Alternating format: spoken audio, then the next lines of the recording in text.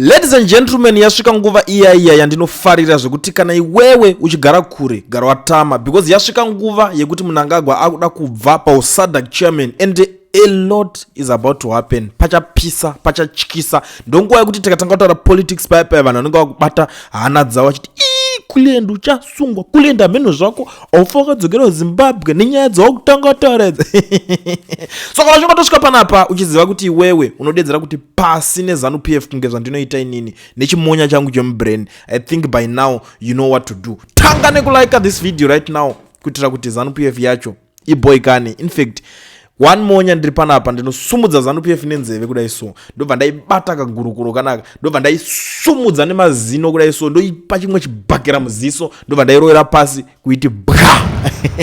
Ndasvika pane kupisa. To be very honest with you, sekutaura kwandambozviita kuti nguva yekuti Mnangagwa achibva SADC chairman yasvika, and the man was protected. Unoziva kana uri SADC chairman pane zvinhu zvakawanda zvekuti vanhu munotadza kuita kakuzvinzwisisa sokuti iwopo unenge uri SADC chairman paya haunyanya kuvhurirwa hombe stereke. Why? Because nyika zhinji dzakakutarisa dzinenge dziri pakutokuprotect. Hapana kana mafanizi kana machinchi anenge achiitwa because uri kucheya SADC. Saka nyika dzese dzine dzakati uya hamuna zvamunomuita. Ndosaka kuona kuti kuenda kwake kwakaita SADC chairman pepe vainyanya kucelebrata, vakagadzira marodhi vakaita sei, makaiona rodhi yaya vakagadzira kuparliament yaya vachisaisa tuma flag vachitoita vaitoita pepe.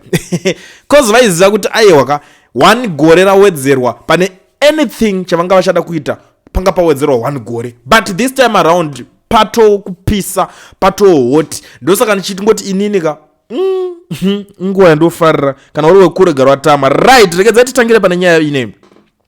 It never rains but pours as VP retired General Chiwenga read riot act for the ZANU PF Harare province. The provincial top 6 leadership was summoned at Harare HQ in a meeting which was chaired by VP Chiwenga. Prof Chairman Godwills Masirembwa was given 48 hours to do the following. 1. Harare province to reinstate everyone whom they fired, expelled from the party. 2. To surrender all cars donated by Kudata Gwire to the provincial leadership. 3. No more co-option of Kudata Gwire to Central Committee by Harare Province. Central Committee is the one which must tell the province to fill the vacant, not vice versa. This is the situation iri ndiri kuona iri kupisa right now. I don't know. It looks like hamusati maready vanhu kunzwa nyaya dzacho dziripo dzese dziri kuitika izvi so mumastreets eZANU PF hamusati mato ready. But ini ndiri kuti aiwa kana uchigara kure gara watama ende gara une data futi because izvo so dzinenge changonyaya after nyaya kwakungorudunuka chete. Papa ringoza achitobva papa ningiri papa vakungoti chamuka nyama ameno zvakafanana vakungoti ameno ikoko. Ndo situation yapo izvi. Ndosaka muri kuona iko zvino pane nyaya dzimwe dzakubuda mamwe skillful akurohwa achirorwa VP Chiwenga. Inonda mbokutaurira ndikati nyaya dzadzisingoitika zero. But let me show you something, because now team ZANU PF ya busy kuataka VP Chiwenga on the issue yekwa Mary ende nyaya yekwa Mary iri kupisa zvisingaite mumastreets iko zvinezvi. Nyaya yekwa Mary ndo iri kushaisa vanhu vakawanda hope. Vamwe vari kupanika, asi unongoziva kuti munhu wacho anenge aripo panyaya yacho iyoyo hapana kana chekumbovhunduka, because even malawyers ake aVP Chiwenga vatomhanyira kunyora tsamba vachisapota izvozvo, vachiwirirana nezvakaitwa kwacho ikoko Gauteng province kuti aiwa kana iriwo mutongo wamakapa makati matora dzimotikari hapana kana chakamboshata ipapapa. Itai yamuri kuita sei yamuri kuita handiri kuzviona. Saka yatakusangana nayo panapa yatingati chiko ndokwatinoti kwa mvura yacheka makumbo, kana kuti patinenge tichiti mutambo uya watsvuke ropa panenge patanga kuratidzanwa zvinhu zvishandwa. So pane vanhu vari kuudzana, pane yakanzi waudzana, ani makambonzwa inonzi waudzana voudzana inenge ichida kuti imimi vanhu mugare makagadzirira muri kwamuri ikoko. Pane zvinhu zvakawanda zviri kutaurika panapa, but ndonyatsobreka, ndonyatsotangira papi kuti ndinyatsoti nyaya yacho inyatsosvika kwamuri zvinoita kakunzwisisika, because ndoda kutira kuti nyaya yacho isvike kwamuri zvinobatika. Ndikazasvitsa kwamuri zvinobatika, pana zvendinoita ndendatambisa nguva, ndendatambisa maminutes enyu, handisi kuda kuti isvike zvisinganzwisisike, asi ndoda kuti isvike zvekuti munyatsoibata netauro kana kuti chidish tauro, because nyaya yacho iri kupisa zvinorevesa. Pane nyaya yekusouth Africa iyi, saka nyaya iri kuitika, right, rikadeda ndisvike panapa, right, ndaisvikira pairi manje. Pane uyu musikana uyu linanga rubuda rutaura kuti zvoni, what was Mary trying to do exactly? It beats me. I don't understand her thoughts process. She brought herself into the middle of the deep state and started playing pada there. For what exactly? Saka there's a guy uyu anonzi Mutisi uyu, Kudzai Mutisi uyu, I don't know kuti ari kumboti kudii, nyaya dzacho ari kungoibatira pakati. Kudzai Mutisi ari kubatira nyaya pakati, because ari kuti whose money was it? That's the most important question. Everything else is just side shows. The owner of the money is the elephant in the story. Hanzi imari yani yakatorwa ichinzi imba yacho yatengwa here, yatengwa chirudzi nemota dzese idzodzo zvese zviri luxurious izvo zvaitika. Imari yani yakatenga izvozvo, muridzi wayo mari iyoyo ndiye tingati nzou panyaya yacho, ende vari kudzorerana mashoko zvisingaite, ende ndikuona kuti vana veZimbabwe vane zvizhinji zvavari kutaura. But let's talk about this muri yeZimbabwe. Ngatite tichionesanawo, makazvitarisa imimi mari yacho iri kunzi yakatengwa imba naMary Mubaiwa yacho iyoyo nemotikari mbiri, ingave mari yani? Because I know kuti maZimbabweans mune kamwe kaugwara, at the end of the day dzimwe nyaya dzamunotya kutaura, isu hatityeka, tinongoti aiwa takatofa kudhara ngatitaure nezvadzo, let's talk about it. Mungaiona unge mari yani mimi? Iye makupindura kwake ari kuti, you are trying so hard to fight General. In the case, General was the plaintiff and Mary was the defendant. So take your questions to Mary's doorstep and ask her where she got the money to purchase properties abroad behind her husband's back, while her husband was fighting for his life in the hospital, being aided by a mechanical ventilation. Apo papedzwa apo hanzi ndai munobvunza nyaya yacho kuna Mary wacho. But a lot of Zimbabweans vane zvakawanda zvavari kutaura. Ndiri kuona umwe ari kubuda panapa kuti, who gave Mary poison to kill General Chiwenga? Who promised Mary significant role in government when Chiwenga was gone? Who was going to benefit from Chiwenga's death? The owner, the money is within the three questions. If you are able to answer them correctly. Vamwe vari kuti aiwa nyaya idzodzo musadzitaure kuZimbabwe, munozosvika kukudzokera unouraiwa iwe. Ari kudzwa Mutisi kuti unofa iwe, nyaya idzodzo chimbodzidza kunana Chipanga, vakomana siyai nemafaita. Hanzi tarisana Jonathan Moyo. Pari kupisa, to be very honest.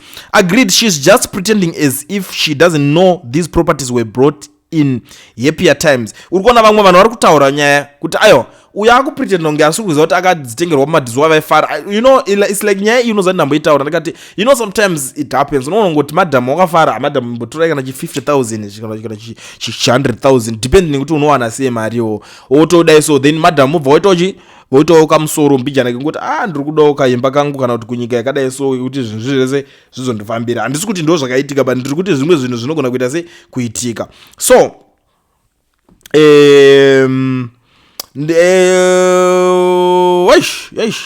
alright, pakashata hanzi watowa opposition kayo. Anyway, it's common knowledge that Mary wanted to kill General for the money. It's also common knowledge that among the crimes that the General reported to the police, there was the issue of externalization of funds. Ask Ana Jangwanda ndo ana George Charamba, in case you didn't know. Right, be careful with your diction. This will come back to haunt you soon. We know who you are referring to in this post time uti imwe nyaya ndakaona mazimbabweans muri makaward futi because maane kamwe kasystem kekuti munenge maakutya kuti munhu angoti because pane pamwe pekuti munhu arida kutaura nyaya ngadzitaurwe dzese musiye kauni kekuti munhu akataura kuti iwo hameno zvako zvochaitwa munenge muri makaward because mangwana vanhu ivo mapolitician vamuri kujaidza kuti mangwana achakudzokera achakudai vanokura nazvo nyaya kana yatoya paground yakutotaurika let's talk about it. Inini zvangu kuside kwangu maonera ndiri kuita nyaya handiti maonera ndiri kuita nyaya ilili pakuona kwangu ndikokuti vipi Chiwenga ka vakukandirwa majoka because these guys vari kuona kuti our defense yavo iyi pane zvese zvavanga vari kuita takaona vakaunda vanga vachibuda vachimhupuka vachiita dzungu the likes of ana Mutsvangu anani but kokupera kwenyaya takaona Mutsvangu ako atakatagwirei futi tudiwi saka tagwirei ako takaona Mutsvangu what does this mean cause tagwirei Mutsvangu tinoziva kuti iteam ed vanga vasimbori team vp but ukadatarisa kumashure uku manje tagwirei yake even though ari munhu wekuti anenge akanyarara but ukada kuti utarisa manje izveso kwaane nyaya yacho Mutsvangu atanga abva kuteam ed akuteam vp because haachadiki zvekunzwa kuti because aringozotaura ed ane two maoption seither anoda kuti akaresigna osira successor wake waanoda iye anditi vanhu ndo vainongedzera vachiti I think Tagwirei ndiye ari kunyatsodiwa kuti asare apa anditi but Tagwirei manje mucentral committee matonetsa kuti apinde zvaramba izvo saka what's next pakunzi uya akutongowedzera temu utongoti kana zviri nani Philip I don't know my reasons but inini ndo maonera atakaita patakafambira nyaya idzi dzacho idzodzi anditi muri kuona ukwari kuti that's why I say ZANU-PF will remain the same kana Mary Mubayi waChiwenga it means Chiwenga himself is corrupt akabira munhu akabawo uri kuzona nyaya yacho ka the owner of the money obviously is the state of Zimbabwe you fool she was married to one of the looters of the 15 billion chiyadzwa diamond money that disappeared mashoko mamwe ari kubva kune mumwe munhu muteedzeri mufambiri kana kuti munzwi wenyaya zvelevu rake pakashata to be very honest but kondikaita sei tinenge tingozivisana zvinhu zvacho zviri papapa imini ndinoda kuti mundiudze nyaya yacho yemba Mary Mubayi akaitenga neimba yacho nyaya yequestion inoda kubvunzwa siyai kusvika kuti saka ningi ndiyo kuti kumbofarira ngama kana pane mubvunzo uripo uda kubvunzwa pane zvinofanira kuanzwa Mary wacho akaitenga neimba yacho because condition yaMary paariko zvinezvi kuti achinhikina atonetawo nekushungurudzika but ngaambobudwa achitaura mari akaiwana ku because ndozvimwe zvinhu zvatinoda kuona because isusu what we are fighting as a nation kuti hatisi kuda zvinhu zvecorruption manje iritonzi money laundering yakarohwa topada kuziva ko mama kuti money laundering zvakafamba sei ko zvanyanya kudii kuti muite money laundering kusvika paunotenga imba kuSouth Africa komatadza kudzitengera muno mhere munyika menyu dzimba dzacho saka mari makaiwana kupi because munotanga chakaita kuti munotenga kunzoko amayechi kari kuzoinvestigate kuti zviri kufamba sei kutenga mazimota nemba idzi makuzochika futi kubvunzwa kuti munomboita business rechiko rinenge richikupai mari dzese idzodzo saka ndo nyaya dziri paground izveso but nyaya iyi ine vanhu vanenge vachirowa panoshandiswa brain chimonya chemubrain chandiri kuona chiri kushandiswa majoka kunani kuna vp handiti vanhu muri kumama kuti tiri kuda vp kuti apinde because iye ari clean haana nigirikini yecorruption abva angonzi majoka ende malawyers ake that's why vamhanya panyaya iyoyo vamhanya kubudisa tsamba vachiti kusapota zvinhu zvaitika izvozvo why kurota ivo havasi kuda zvecorruption saka vamwe vari kuti enda munobvunza Mary kuti akatenga sei imba iyoyo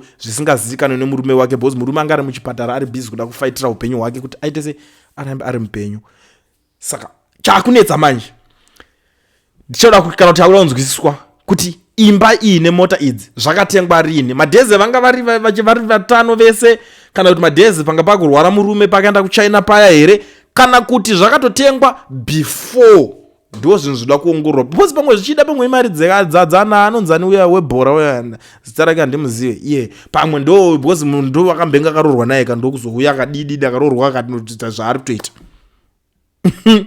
pari kupisa but it's a politics dzemabhonzo hazisiri politics dzedze dzemukaka kana kuti politics dzekumasero dzekuti munoita zvekuudzwa nachairman munzi munhu wese kumusangano because machairman nacho ezano anotouya kugarawo pasi katanga kudzitaura politics anyway muri Zimbabwe without wasting much of your time kana uri muSouth Africa uchida kuregistrwa company ovavhurwa FNB business account usina work permit kana kuti study permit bata Owen education research ndiye one anokwanisa kuregister company okuvhurira FNB business account muSouth Africa usina work permit kana study permit anongoti huya nepassport yako chete nekamari kadikidike because kamari aka kashoma manje kanotomakisa nditaure panapa munozoti zvinobuda izvi zvinoita mufonerei nhamba dzake dzendakuisirai pascreen rova screenshot taura naye usaswera uchivhairirwa uchinza una bank account mukore uno muSouth Africa unless kana wakatopusawo zvako but kana uchinge wangwara waonera dhiri tora nhamba idzodzidzo unozonditenda mangwana.